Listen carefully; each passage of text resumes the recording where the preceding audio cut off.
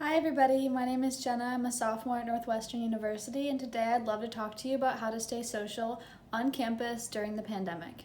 So, fall is coming to a close. The pandemic started when it was cold, and it's still going and it's getting cold again, so it's a little bit depressing, but luckily for most of us there's still a few nice weeks left of weather, and I really encourage you to take advantage of those things.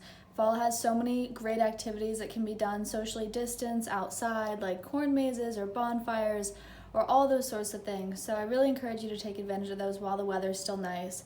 Up here in Evanston, it is getting a little cold, so I'm rushing to get all my fall activities in before it really is winter.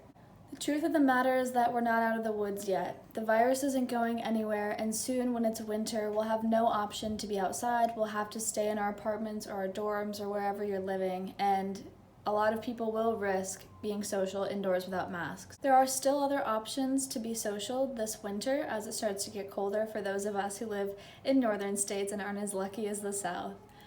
The first thing that I want to bring up is the camaraderie that I really miss from being in class with my classmates instead of being over Zoom. One thing that I've tried to replicate are some of the more spur of the moment study groups that happen on campus, and the way I've done that is by organizing those through group chats and setting them up through Zoom to just hang out and study in a really low stress, low expectation environment where you don't have to be talking all the time. It doesn't have to give you Zoom exhaustion, and it really can create that feeling that we're missing from not being able to go to class. Another idea that I absolutely love is starting to watch a TV show or a movie with friends from school. It doesn't even have to be on the same night. You don't have to do it at the same time. My friends and I all watch The Bachelorette, which airs on Tuesdays. Some of us can't watch till Wednesdays, but that means on Thursdays we all are able to talk about what happened, and even though we're not doing it at the same time and we're not spending time together, it still gives us new things to talk about, which can be really valuable in a time where it feels like nothing is changing and every day is the same. It is so important to stay in touch with the people you love during this time when everyone feels so disconnected. We're so far into the pandemic and we have who knows how long to go, and it's not time to give up yet.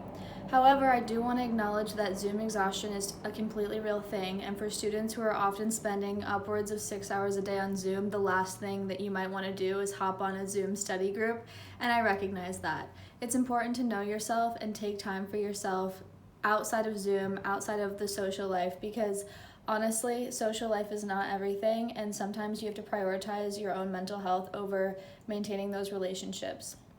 Although if you are feeling up to it, I highly recommend trying some of these tips to try to spice up your social life as much as you can in a pandemic. Thanks so much.